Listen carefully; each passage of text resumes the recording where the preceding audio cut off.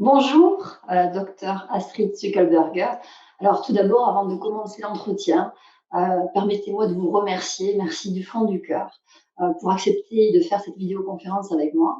Comme vous le savez, je suis une députée de la principauté d'Andorre, très très inquiète pour son pays, pour mon tissu social et le tissu économique du pays et pour les mesures aussi mises en place par mon gouvernement. Alors j'ai beaucoup de doutes sur les tests, hein, sur les vaccins, sur la science en général, et je voulais partager donc toutes ces questions avec vous. Donc avant de commencer, hein, les questions-réponses, je voulais, permettez-moi de vous présenter pour ceux qui nous écoutent. Donc vous êtes spécialiste en santé publique internationale, professeur d'université à Genève et à Lausanne. Vous avez un doctorat en santé des populations, un master en santé mentale avec l'OMS. Vous avez à votre actif 25 ans d'expérience, de recherche. Vous avez publié plus de 180 articles scientifiques, 10 livres aussi, plus 3 livres en cours. Vous avez donc une expertise internationale au niveau de l'OMS, dont 3 ans sur les pandémies et 4 ans sur l'éthique de l'OMS. Vous avez travaillé pour l'ONU, pour le gouvernement suisse. Vous avez un parcours absolument spectaculaire. Et c'est pourquoi je souhaitais avoir le regard d'une experte telle que vous sur les questions des tests, des vaccins, et de la législation internationale et sur les mesures, bien évidemment, de nombreux pays. Donc, si vous le permettez, je vais vous poser la première question. Quelle est votre analyse concernant les tests Covid-19 ? Est-ce que vous considérez qu'un test positif est égal à un cas positif ? Donc ça, c'est la grande question. Et quelle serait, selon vous, une bonne politique de test à mettre en place. Donc, je vous explique un petit peu. Au niveau de la principauté d'Andorre, nous avons des tests, donc tests PCR, avec des cycles d'amplification de 40-45. Et nous avons aussi les tests TMA, donc achetés au laboratoire Grifols. Et le gouvernement veut mettre en place aussi des tests antigènes avec la salive. Donc voilà, il y a eu beaucoup de polémiques sur les tests ultrasensibles et sur le risque de faux positifs. Donc je voulais vraiment avoir votre analyse sur ce sujet. Voilà, bien, d'abord, merci de m'inviter et puis de donner la parole à ceux à qui on ne donne pas toujours la parole, mais surtout d'essayer d'informer la population et les personnes qui sont inquiètes de la situation actuelle. Et on va parler des tests. Donc moi, si je me permets de parler, même avec tout le CV typiquement des femmes qui survivent dans le monde académique, mais c'est que je fais énormément de revues de la science. C'est un de mes métiers qui est devenu mon expertise et j'ai travaillé à l'OMS au centre des pandémies à l'époque quand on était en train d'implémenter les régulations, le règlement sanitaire international qui a été signé, adopté à travers la convention de l'OMS par 194 pays, dont la France, dont la Suisse. Et ce règlement international veut que, en cas d'épidémie et pandémie, et il faut définir qu'est-ce que c'est, on prend des mesures pour protéger la population qui soient appropriées et justes, basées sur la science. Donc ça, c'est juste pour placer d'abord le scénario là. Vous voyez où on est. On a une régulation, un règlement qui est traduit dans plusieurs langues. Je vous donnerai le site, vous pourrez le mettre dessous, les gens pourront le lire. Et à travers ça, eh bien, le gouvernement, qui n'est pas formé pour les pandémies, on les a formés, on a formé les centres d'épidémiologie, les focal points, on dit, pour les pandémies. Et donc, les pays devraient être prêts pour un plan de préparation. Et donc, ce qui arrive maintenant, c'est qu'on est dans une situation où la pandémie a été déclarée par l'OMS en printemps et on a eu une courbe d'un pic de décès qui était une vraie montagne, c'est un vrai Mont Blanc, qui a été très dense, qui a été très concentré. Les décès sont arrivés très rapidement parce qu'on ne savait pas comment, on n'avait pas de test, on ne savait pas ce que c'était. C'est très important de comprendre ce pic épidémique et que cette pandémie était basée sur le nombre de décès et des cas graves de mortalité et de morbidité, donc de maladie. Donc là, on a commencé à installer des tests, mais les tests qui existaient à l'époque-là On ne testait absolument pas tout le monde, même les gens malades. C'était surtout parce qu'ils ne comprenaient pas très bien. C'est toujours le propre de l'urgence sanitaire internationale. Et donc, on disait, par exemple, en Suisse, dans certaines, c'est la même chose en France ou en Espagne, on disait non, non, seulement ceux qui sont très malades, on va les tester, les autres pas. Voilà. Donc, ça, c'était le pic, phase 1, sérieux. On n'a pas fait beaucoup de tests et on a commencé à comprendre la maladie. Maintenant, pour aller plus court, mais on pourra revenir là-dessus, c'est qu'aujourd'hui, vous pouvez regarder les courbes de mortalité. Donc, pour faire des tests, il faut d'abord avoir une base qui est justifiée, hein, et puis il faut avoir des tests justes. Et donc, aujourd'hui, quand vous regardez des courbes, mais alors pas juste une semaine, hein, moi, c'est assez intéressant parce que je suis confrontée même dans la famille à des personnes très intellectuelles qui me montrent et qui me disent, mais regarde, il y a une deuxième vague. Et je leur dis, bon, maintenant, il ne faut pas regarder juste une semaine, et j'invite ceux qui écoutent à regarder, à apprendre à faire de la logique scientifique. Comme ça, ils pourront mieux juger eux-mêmes par analyse critique, ce qui se passe pour arriver au test. Donc, vous regardez l'INSERM qui a des courbes. En Suisse, c'est l'Office fédéral de la santé publique qui fait des rapports hebdomadaires. Et vous, les premiers nombres par jour, par semaine, etc., c'est le nombre de décès. Vous voyez très, très bien depuis le début de l'année cette montagne en pic. Et puis ensuite, vous voyez très bien ça s'aplatit, qu'il y a peut-être quelques cas, parce qu'il y a peut-être aussi un mélange de rhinovirus et d'autres virus, mais c'est vraiment pas du tout un pic. C'est pas une deuxième vague, comme on a l'habitude de placer une deuxième vague comme un nombre de décès absolument surnuméraire, pas normal, etc. Donc là, on est dans une situation où il y a très, très peu de décès par rapport à avant, et que les cas d'hospitalisation grave, ce qui est la définition de la pandémie, de l'épidémie-pandémie, les cas graves d'hospitalisation, réanimation, n'existent pratiquement plus. Bien sûr qu'il y a des personnes qui sont en fin de vie, il y a des personnes où c'est très compliqué, ils ont des polymorbidités. De toute façon, même la grippe les attrape à se compliquer. Mais si vous voulez, en tout cas, on sait traiter, on sait prévenir, et c'est un des buts, en principe, du test, c'est de prévenir que les personnes qui sont infectées, on les soigne tout de suite, on les teste tout de suite, à l'hôpital quand ils rentrent, et on les soigne tout de suite. Maintenant, ce qui arrive avec les tests, c'est qu'on est en train d'imposer à toute la population, malade et non malade, infectée, pas infectée, un test pour aller vivre dans la société, alors qu'il n'y a plus de décès et il y a beaucoup moins de personnes en réanimation et dans les urgences, puisqu'on sait de ça. Donc, voilà, ça c'est la situation. C'est très important de placer la situation d'abord. Tout à fait. Et est-ce que, donc, Maintenant, ces tests PCR, voilà, je voulais savoir si justement ces PCR avec des cycles d'amplification de 40-45 étaient vraiment fiables déjà. okay.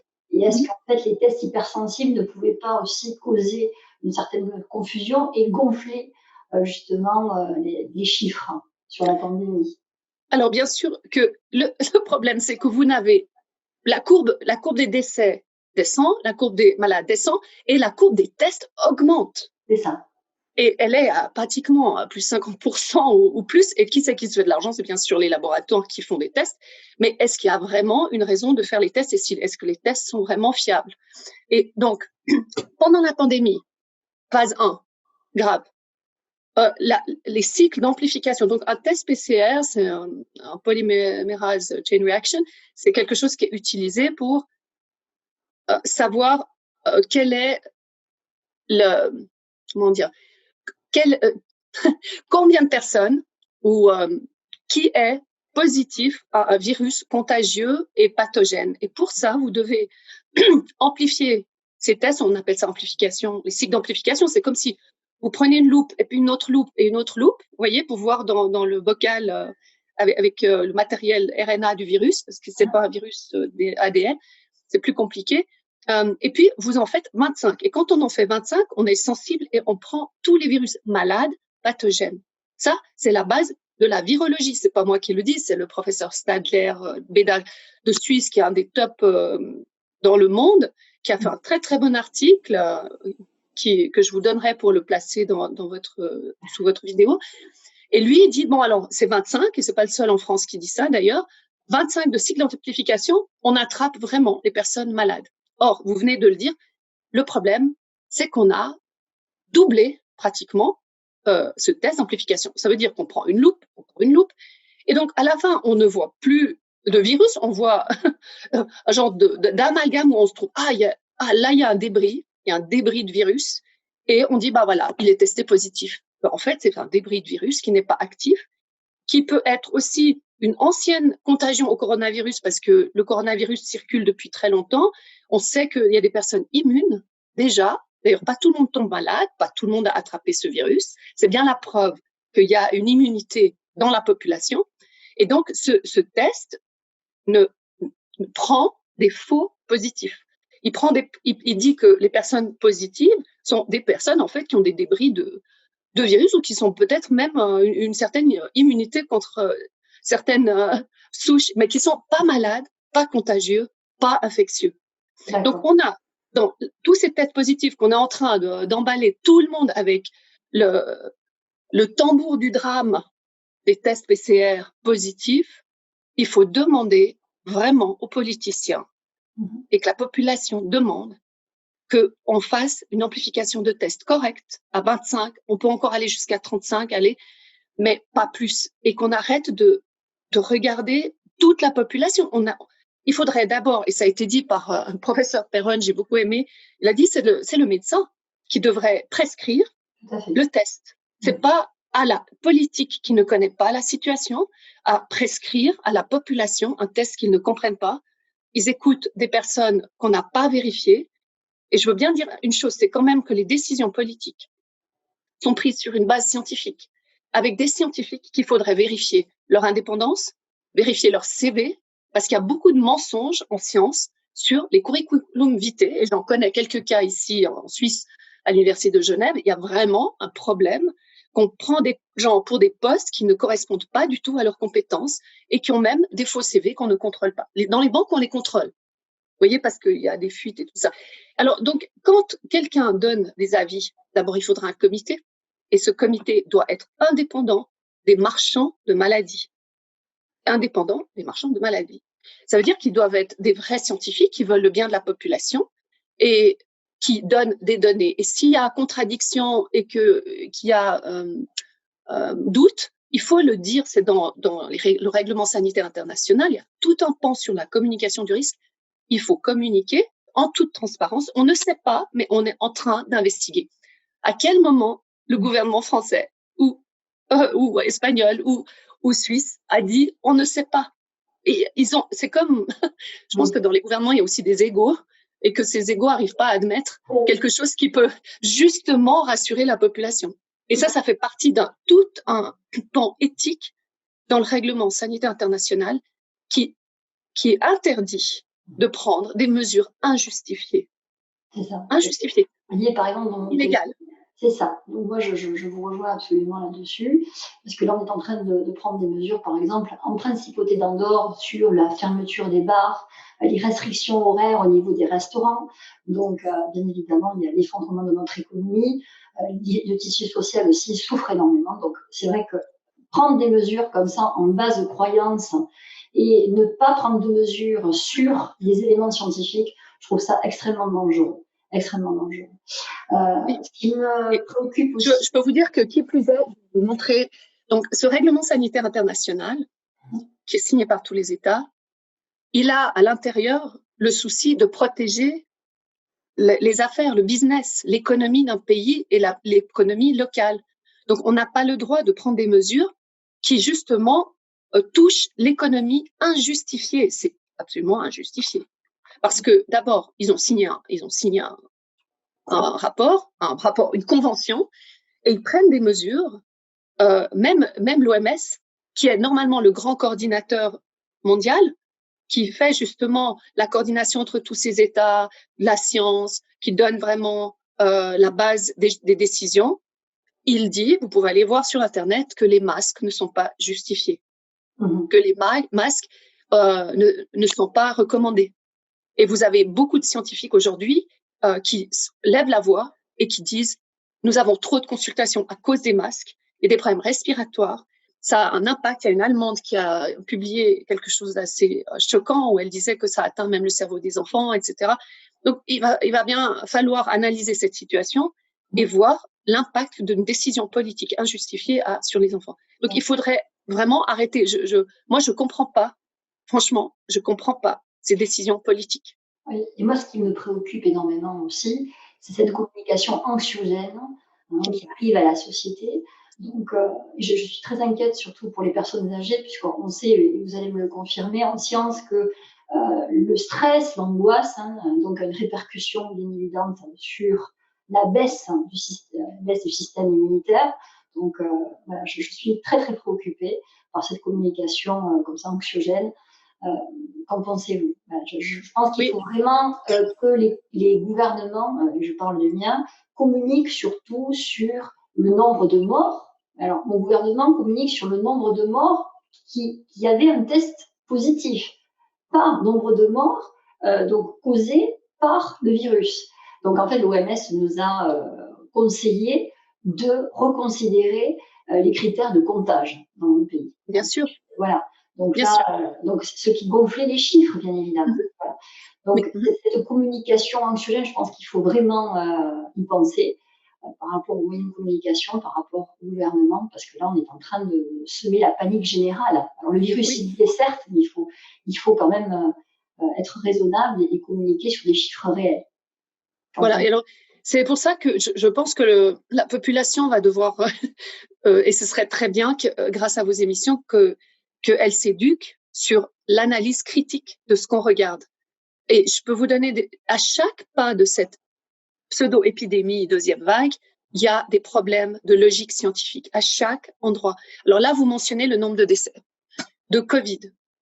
Voilà. Alors, je vais vous dire que je travaillais en gériatrie, on faisait beaucoup d'études sur les autopsies, sur les causes de décès. Et quand vous avez un décès, vous avez une fiche. Chaque pays a ce genre de fiche de rapport et de référencement aux statistiques nationales. Et vous avez, je ne sais pas comment c'est en France ou en Andorre, mais en tout cas, vous avez 3 endroits où vous mettez les causes de décès. Mais vous mettez en premier la cause qui a causé le décès, la plus importante, ensuite la deuxième, ensuite la troisième. Ensuite, cette statistique, elle est utilisée de la façon dont les gens veulent bien l'utiliser. Et donc, si quelqu'un arrive avec un accident de voiture et qui décède avec un accident de voiture, mais qu'il est testé positif au Covid, vous n'allez pas mettre le Covid en premier. Tout à fait. Vous n'allez peut-être même pas le mettre, puisque c'est un accident. Vous voyez, donc vous n'allez pas répertorier le Covid. Eh bien, on ne meurt pas du Covid, on meurt avec le Covid. Et ça, c'est toute une polémique dans l'analyse des causes de décès qui n'est pas transparente et que vous pouvez demander aux statisticiens de le faire en toute transparence et de comparer plusieurs statistiques d'ailleurs. Il faut avoir aussi encore la source fiable des statistiques. Mais en tout cas, ce qui est écrit dans les journaux, j'ai encore ma sœur qui m'appelle ce matin, qui me dit « Ah, mais tu as vu, on annonce une deuxième vague en Suisse. » J'ai dit « Attends, mais qui dit ça? Comment ils le disent? Quelle est la référence? Qui interprète? » Vous voyez, c'est terrible parce qu'on est dans une société où les journaux sont achetés par des industriels dont Bill Gates a une partie dans le monde. Je ne sais pas si vous savez, mais il a investi des actions dans le journal français Le Monde et dans beaucoup de journaux avec d'autres industriels et dans les journaux scientifiques comme le Cochrane Systematic Review et l'ancêtre, le British Journal Medical. Il faudrait contrôler tous ces journaux qui soient indépendants de l'industrie qui vend le vaccin, de l'industrie qui vend les tests, etc. Sinon c'est vraiment le chat qui se mord la queue. On est dans une bulle où on fait de nous des victimes d'un système qui nous vend la maladie et qui n'arrive pas à sortir de la bulle parce qu'elle ne comprend pas. C'est pour ça que je parle, parce que j'aimerais bien que les personnes soient rassurées que les statistiques de décès ne sont pas toutes du Covid, pas du tout. Vous regardez juste, ce que vous pouvez aussi faire, c'est vous regardez le nombre de décès cette année par rapport à l'année dernière. Vous regardez les décès du coronavirus, soi-disant 19, par rapport à la grippe saisonnière, et vous voyez très bien que dans la moyenne, c'est le nombre de décès qui est assez équivalent ces 5 dernières années. Il y a même eu des pics dans les années avant, quelques années qui étaient plus élevés. Voilà, donc c'est juste pour vous montrer déjà que le décès est quelque chose à interpréter avec beaucoup d'attention quand on accuse un coronavirus qui n'est plus actif comme avant. Ça a été montré par le décodage du génome. Très bien, ben, merci beaucoup. Et je voulais aussi soulever une question qui me préoccupe énormément. Notre gouvernement fait des communications sur le vaccin. Voilà, il veut vacciner, quand il y aura le vaccin donc sur le marché, vacciner 50% de la population andorrane. Il a fait aussi une campagne pour les vaccins de la grippe, pour justement vacciner les personnes à risque. Donc, il y a beaucoup de polémiques aussi sur les vaccins et je voulais avoir votre regard d'expert sur la question. Oui, si on revient à la base de la science du vaccin, pour que les gens comprennent, c'est que le vaccin est et c'est Pasteur, il y a beaucoup de Français qui ont été très connus pour développer des vaccins. Le propre, c'est de vous piquer et de mettre dans votre corps les bactéries, virus ou un élément malade pour que votre corps réagisse avec des anticorps et que vous créez vous-même des anticorps qui est un vaccin naturel. Donc ça c'est déjà la base. Ça, c'était la base au départ d'un vaccin. Aujourd'hui, le vaccin appartient à des industriels qui ne sont pas transparents ni dans le contenu du vaccin. Et il faudrait demander à chaque fois le contenu exact du vaccin. Vous voyez, s'il y a trop de mercure, il y a des personnes susceptibles au mercure et il y a des cas d'autisme qui ont été jugés par le Luxembourg, qui ont été jugés, ou même de sclérose en plaques. Donc, il y a des cas qui ne supportent pas certains éléments d'un vaccin aujourd'hui. Ça, c'est la première chose. La deuxième chose, c'est que on dit on va tester le vaccin. Alors, la recherche, c'est très important. Il y a plusieurs types de recherche. Mais quand on veut prouver un élément comme un médicament ou un vaccin, ce qu'on doit faire en premier, c'est de tester sur la population qui justement en a besoin, qui est vulnérable et qui ne supporterait pas les éléments du vaccin en injectant le poison pour qu'on puisse se faire des anticorps. Vous voyez ce principe-là. Et donc, les vaccins, si vous analysez bien, et j'invite tout le monde à ne pas accepter un vaccin qui n'a pas été étudié sur les personnes âgées et sur la différence homme-femme ou sur des gens en polymorbidité, parce que c'est justement là qu'il y a des dégâts qui peuvent arriver énormes, des réactions adverses. Et donc, je peux vous dire avec certitude, il y a 8 ans, on est allé, quand j'étais secrétaire générale de l'Association européenne de gérontologie gériatrie, pendant 8 ans, j'ai eu ce poste et c'était très intéressant pour le lobby, pour essayer de faire avancer la science gériatrique, gérontologique. Mais le groupe des gériatres qui a signé a été voir l'Association européenne de médecine parce qu'on a découvert qu'ils ne testaient jamais ni les vaccins ni les médicaments sur des personnes âgées ou très âgées.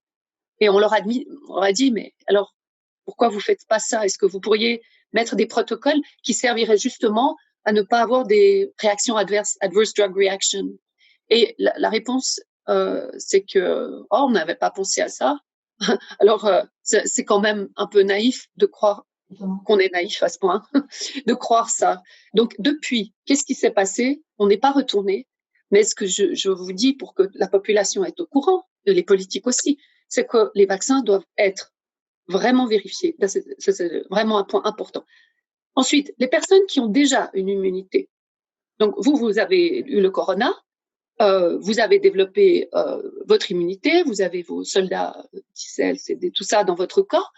Vous avez déjà un vaccin naturel. Vous n'avez pas besoin de refaire un vaccin, de vous réinjecter une souche malade qui peut en fait augmenter et faire un problème secondaire qu'on n'a pas analysé.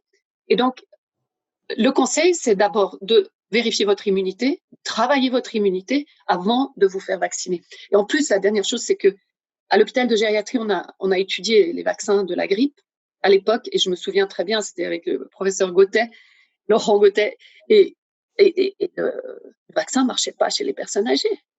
Parce qu'ils ont d'abord, ils ont un taux de réaction différent, mais ils ont aussi une immunité qu'ils ont acquis pendant toute leur vie. Et vous avez des cas aujourd'hui qui ont vécu la grippe espagnole, qui sont centenaires et qui ont survécu très bien ou qui n'ont jamais attrapé le coronavirus. Vous voyez, on parle toujours des rhétoriques négatives, mais il y a des tas de gens qui sont jamais tombés malades. 90% de la population n'est jamais tombée malade, ou plus, 99, 98. Voilà, on devrait parler du contraire peut-être maintenant. C'était une solution pour changer la rhétorique et changer les décisions politiques. Parlons de ce qui est positif. Tout à fait, oui, oui. Par contre, c'est vrai que dans les médias, enfin, certains articles de grands scientifiques, c'est vrai qu'on voit peut-être une dérive au niveau de l'éthique scientifique.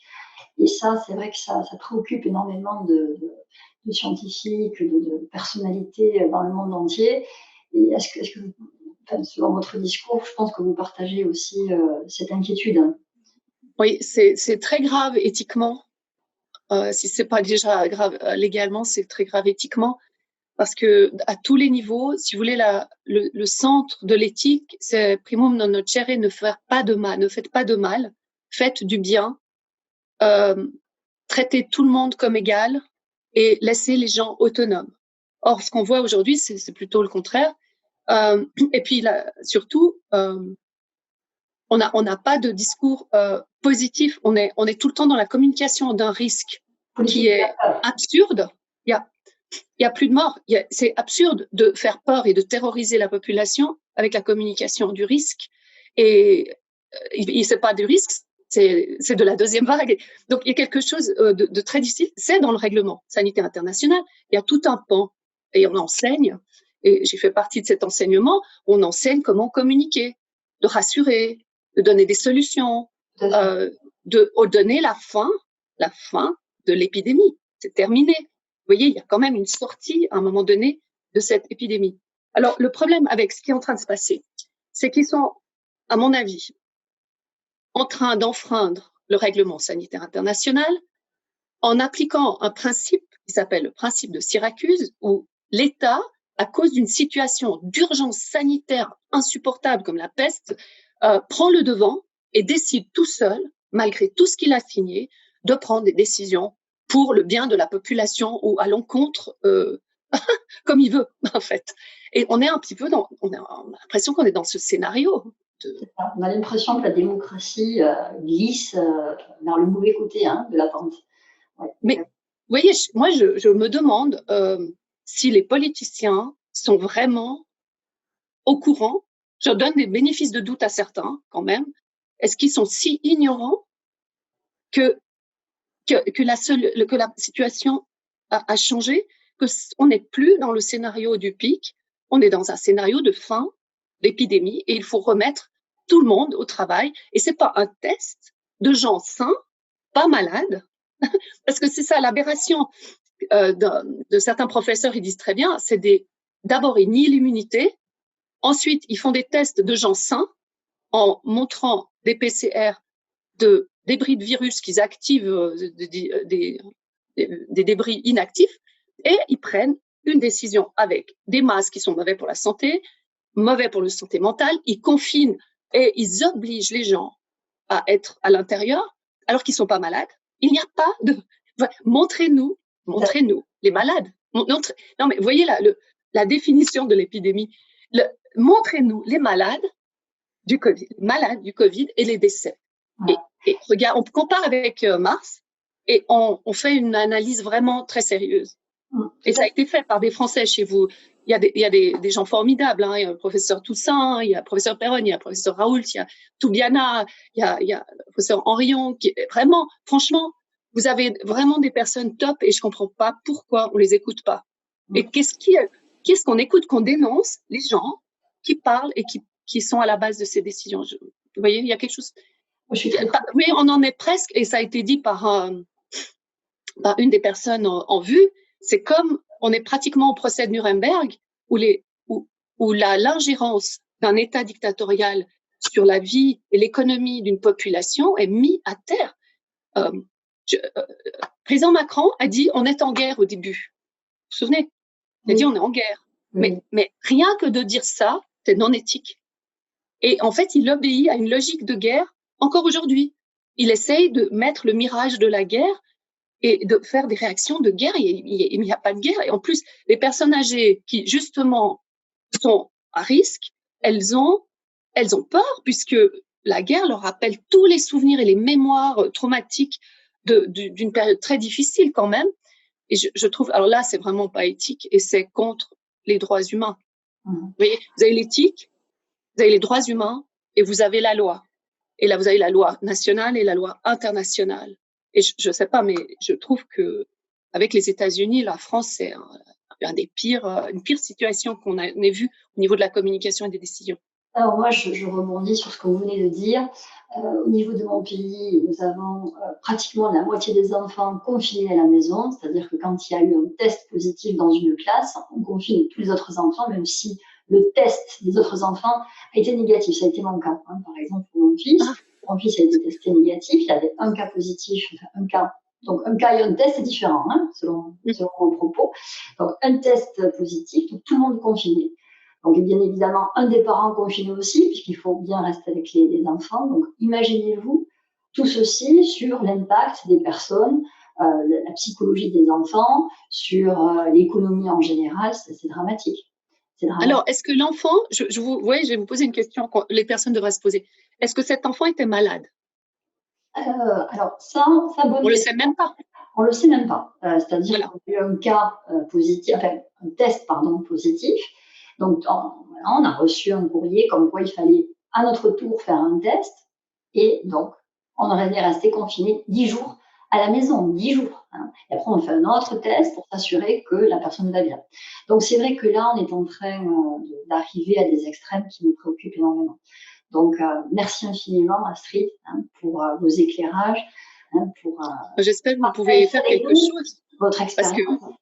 Alors moi, j'ai essayé j'ai écrit des articles, j'ai écouté bien évidemment les interventions du docteur Perron et d'autres professeurs, hein, comme par exemple le professeur Toussaint.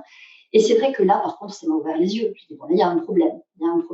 Donc, il faut vraiment creuser, il faut ouvrir les yeux au gouvernement. Parce que là, on est en train, donc, de porter notre pays vers le précipice. C'est des personnes saines, vous voyez. Oui, des personnes saines. Il faut décoder la rhétorique. Et les Français sont assez forts pour ça. Il faut décoder là où il y a une logique, une fausse logique. Ils prennent un enfant dans une école, ils le testent positif, ils confinent tout le monde. On n'a pas décodé. Il faut regarder si l'enfant est malade. Est-ce qu'on peut refaire un PCR à 25 pour voir s'il est vraiment malade? Est-ce qu'il a été aux urgences? Est-ce qu'il est décédé? Non. Donc, ce n'est pas une épidémie. Et on ne sait même pas s'il est contagieux, puisque la plupart des enfants, ça a été dit par le professeur Ioannidis de Stanford, ça a été dit par le professeur Beda, ça a été dit par d'autres professeurs, Beda Stadler et d'autres. Les enfants, 90% ont une immunité. On ne peut pas nier l'immunité de la communauté. Le coronavirus n'est pas nouveau. Il n'est pas nouveau.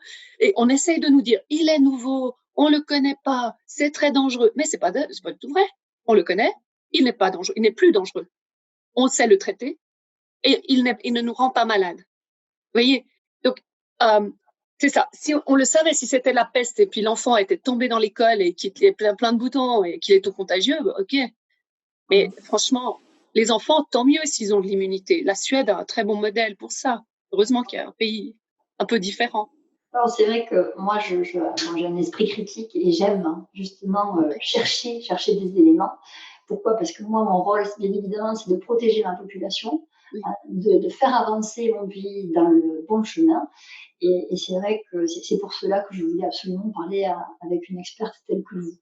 Je pense que vous nous avez vraiment éclairé. J'espère que cette vidéoconférence ouvrira les yeux de mon gouvernement.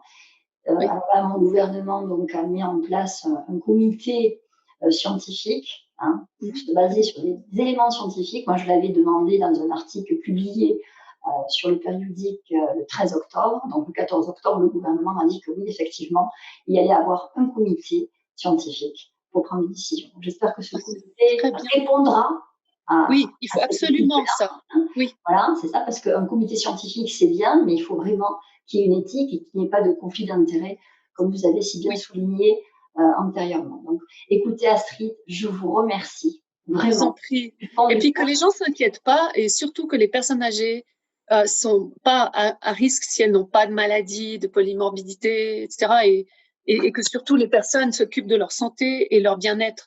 Numéro 1, qui regardent des choses comiques, des choses qui sont belles, l'art, la culture. Enfin, vous voyez, on est dans une nouvelle ère. Il faut vraiment changer cette rhétorique de drame. Je crois que la population elle a les ressources pour le faire, puisqu'il n'y a pas de pandémie. Le Y a pas de problème, deuxième je vague. pense que le gouvernement a tellement peur, en fait, que le système sanitaire soit tendu, parce qu'il manque de lits en réanimation, on manque de moyens, on va pas s'en cacher, on manque de moyens parce qu'en fait, ils ont investi dans d'autres choses que non pas dans notre système de santé. Donc, je pense que vraiment, là, il faut renforcer notre système de santé pour pouvoir accueillir les malades, les traiter comme il se doit et, Et de prévention. et Le la système prévention. de Et la prévention prévention. Voilà. Comment renforcer le immunitaire. système Ouais. immunitaire, hein, tout à fait. Et Voilà. puis, il n'y a pas autant de malades que ça. Bon, merci infiniment. Je vous en prie et bravo pour ce que vous faites. Hein, et vraiment. Écoutez, c'est mon devoir. Hein, je pense que c'est mon devoir. Moi, déjà, je respecte profondément le gouvernement. Je sais que c'est pas évident hein, de prendre des décisions, mais je suis là aussi pour leur dire attention, il y a tels éléments. Les scientifiques de renommée internationale disent donc que les tests sont pas fiables, qu'il y a des problèmes aussi au niveau des vaccins, qu'il faut respecter une éthique scientifique. Attention aux mesures basées sur les croyances. Hein, il faut vraiment avoir des mesures donc basées sur la science. Et donc, Oui, c'est pour ça que là, je suis là pour faire réfléchir et pour faire très bien. avancer un pays. Voilà. Ouais. Donc, Et les tests sont fiables, mais à 25. voilà. Les tests sont fiables à 25. Et après, on a des tests, vous savez, donc les tests PMA, voilà, de la gorge. Et là, on va faire des tests antigènes, donc, mais qui sont aussi ultra sensibles, d'après ce que j'ai compris. Oui, ils sont immédiats pendant que le virus est là, ils sont un peu moins fiables que le PCR à 25, je précise. Très bien.